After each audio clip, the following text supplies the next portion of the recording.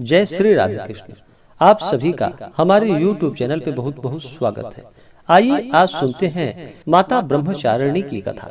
जो भी भक्त सच्ची श्रद्धा के साथ माता दुर्गा के 9 स्वरूपों का पूजन करते हैं, माता की आराधना करते हैं, व्रत को रखते हैं, माता उनके सभी इच्छाओं को पूर्ण करती है। ब्रह्मचारिणी माँ, ब्रह्म अर्थात तपस्या का आचरण करने वाली, इसलिए इन्हें तपस्विनी भी कहा जाता है। माता ब्रह्मचारिणी के एक हाथों में कमंडल और दूसरे हाथों में अक्षमाला है। माता ब्रह्मचारिणी ज्ञान और तप की देवी मानी जाती है।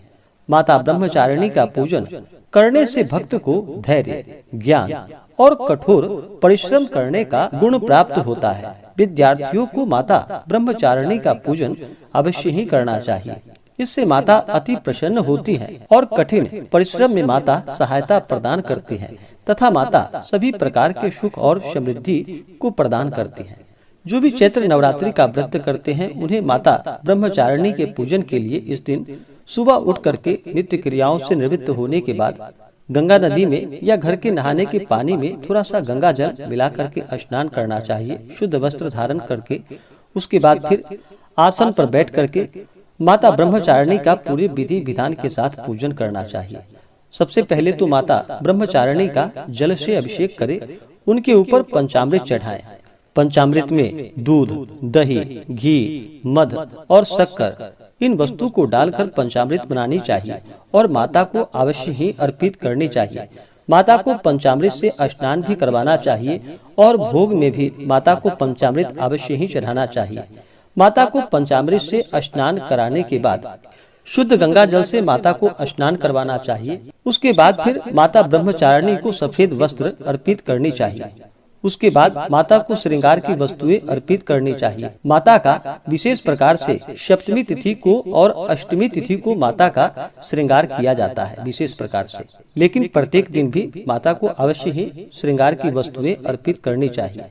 वस्त्र अर्पित करने के बाद उसके बाद फिर माता को अक्षत, चंदन, पुष्पों की माला माता को अर्पित करनी चाहिए। माता ब्रह्मचारिणी को गुड़हल और कमल का पुष्प अति प्रिय है और इसलिए इनकी पूजा के दौरान माता को इन फूलों को अवश्य ही अर्पित करनी चाहिए। माता को धूप और दीप दिखाने के बाद दूध से बने हुए मिठाई का भोग माता को लगाना चाहिए।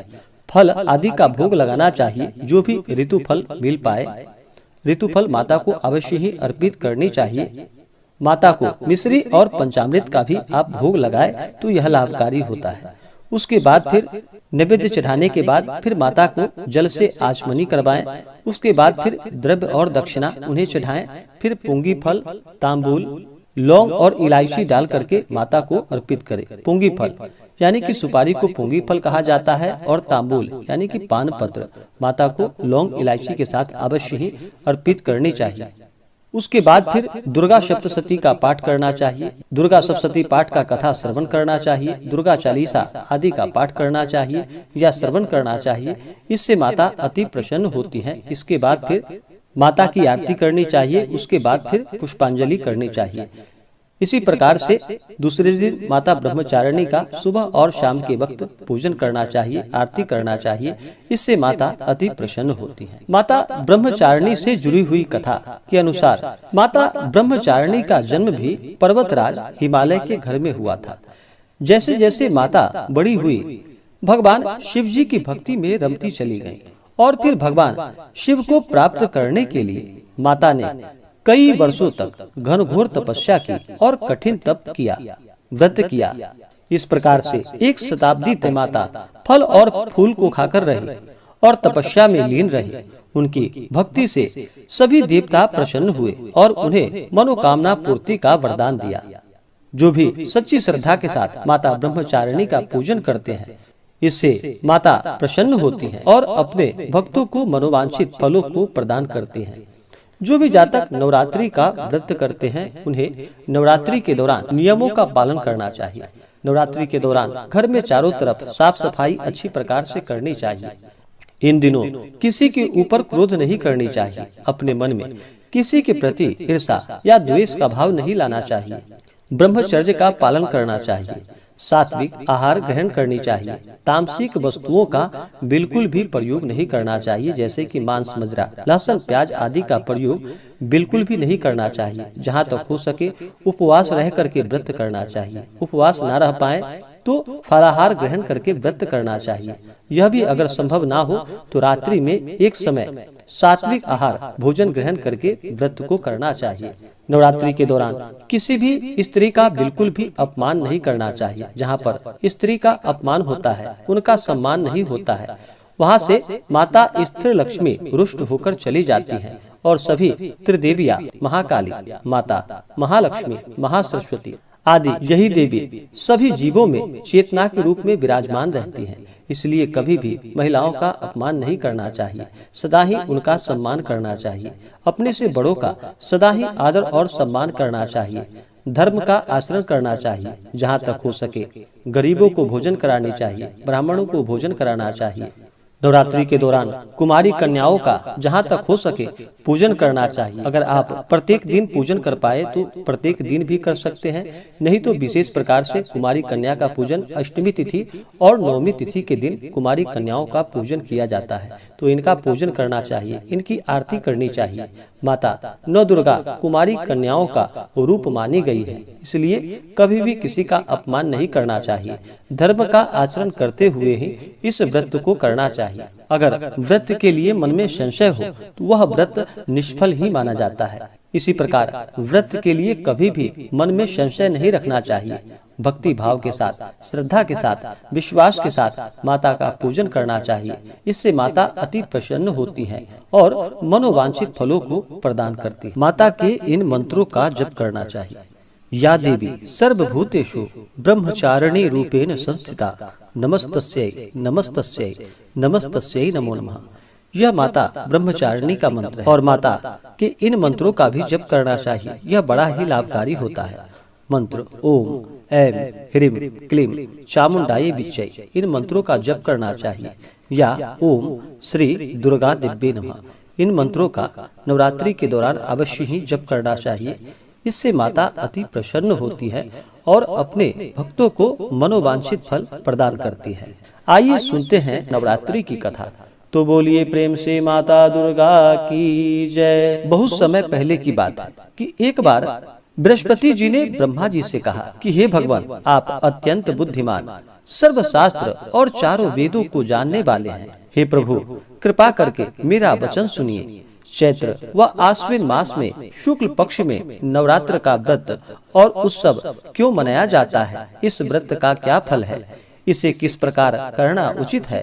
पहले इस व्रत को किसने किया था, सो विस्तार पूर्वक हमसे कहिए। बृहस्पति जी के ऐसे वचनों को सुनकर ब्रह्मा जी कहने लगे कि हे बृहस्पति, प्राणियों का हित करने की इच्छा से तुमने बड़ा ही अच्छा प्रश्न किया है। जो मनुष्य मनोरथ पूर्ण करने वाली दुर्गा, महादेवी, सूर्य और नारायण का ध्यान करते हैं, वे मनुष्य धन्य हैं।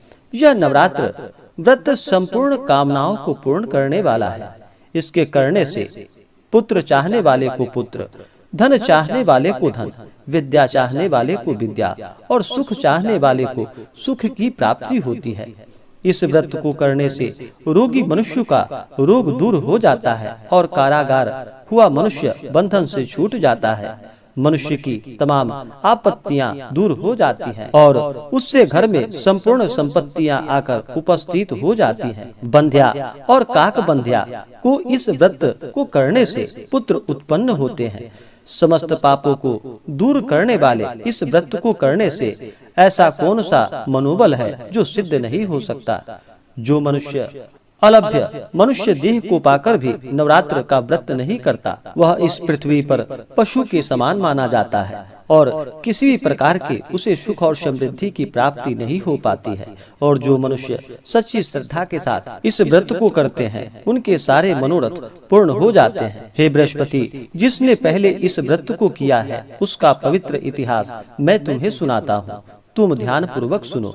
इस प्रकार ब्रह्मा जी का वचन सुनकर बृहस्पति जी बोले कि हे भगवान, मनुष्यों का कल्याण करने वाले इस व्रत के इतिहास को मेरे लिए कहो। मैं सावधान होकर सुन रहा हूँ, आपकी शरण में आया हूँ, मुझ पर कृपा करिए और इसके बारे में बतलाइए। तब ब्रह्मा जी कहने लगे कि हे बृहस्पति, जिसने पहले इस व्रत को किया है उसका पवित्र इतिहास मैं तुम्हें सुनाता हूँ, तुम सावधान होकर सुनो। इस प्रकार ब्रह्मा जी का वचन सुनकर बृहस्पति जी बोले, हे प्रभु, मनुष्यों का कल्याण करने वाले इस व्रत के इतिहास को मेरे लिए कहो, मैं सावधान होकर सुन रहा हूँ।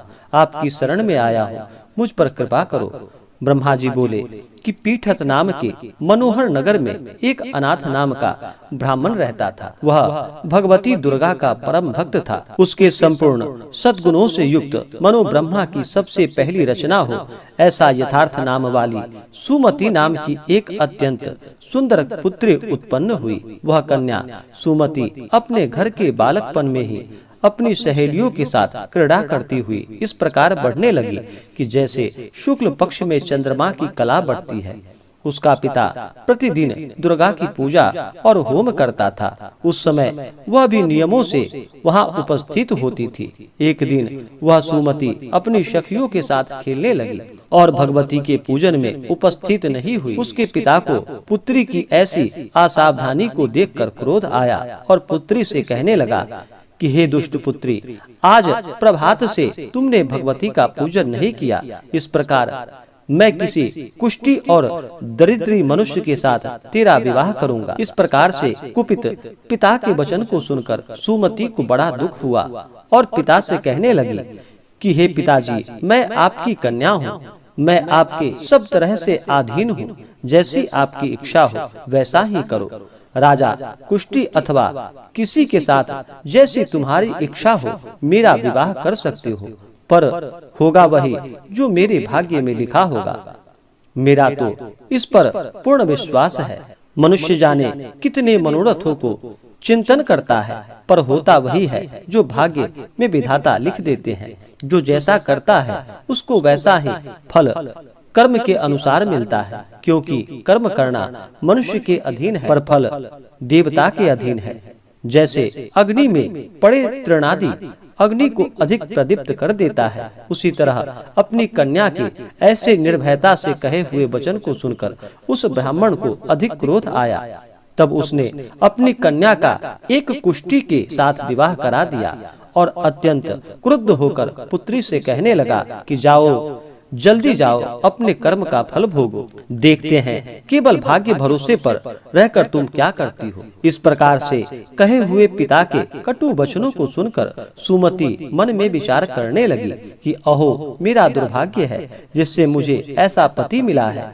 इस तरह अपने दुख का विचार करती हुई वह सुमति अपने पति के साथ वन में चली गई और भयावने कुशयुक्त उस स्थान पर उन्होंने वह रात बड़े कष्ट से व्यतीत किया। उस गरीब बालिका की ऐसी दशा को देखकर भगवती पूर्व पुण्य के प्रभाव से प्रकट होकर सुमति से कहने लगी कि हे दीन ब्राह्मणी, मैं तुम पर प्रसन्न हूँ, तुम जो चाहो वरदान मांग सकती हो। मैं प्रसन्न होने पर मनोवांछित फल देने वाली हूँ। इस प्रकार भगवती दुर्गा के वचन को सुनकर ब्राह्मणी कहने लगी कि आप कौन हैं जो मुझ पर प्रसन्न हुई हैं? वह सब मेरे लिए कहो और अपनी कृपा दृष्टि से मुझ दीन दासी को कृतार्थ करो। ऐसी ब्राह्मणी का वचन सुनकर देवी कहने लगी कि मैं आदि शक्ति हूँ और मैं ही ब्रह्म विद्या और सरस्वती हूँ। मैं प्रसन्न होने पर प्राणियों का दुख दूर कर उनको सुख प्रदान करती हूँ। हे ब्राह्मणी, मैं तुझ पर तेरे पूर्व जन्म के पुण्य के प्रभाव से प्रसन्न हुआ हूँ। तुम्हारे पूर्व जन्म का वृतांत सुनाती हूँ, तुम सुनो। तुम पूर्व जन्म में निषाद की स्त्री थी और अति पतिव्रता थी। एक दिन तेरे पति निषाद ने चोरी की। चोरी करने के कारण तुम दोनों को सिपाहियों ने पकड़ लिया और ले जाकर जेल खाने में कैद कर दिया। उन लोगों ने तेरे को और तेरे पति को भोजन भी नहीं दिया। इस प्रकार नवरात्र के दिनों में तुमने ना कुछ खाया और ना ही जल ग्रहण किया, इसलिए 9 दिनों तक नवरात्र का व्रत हो गया। हे ब्राह्मणी, उन 9 दिनों में जो व्रत हुआ उस व्रत के प्रभाव से प्रसन्न होकर तुम्हें मनोवांछित वस्तु दे रही हो, इसलिए जो इच्छा हो तुम्हारी वह वरदान मांग लो। इस प्रकार माता दुर्गा के कहे हुए वचन को सुनकर ब्राह्मणी बोली कि अगर आप मुझ पर प्रसन्न हैं तो हे दुर्गे, आपको प्रणाम करती हूँ। कृपा करके मेरे पति के कुष्ठ को दूर कर दो।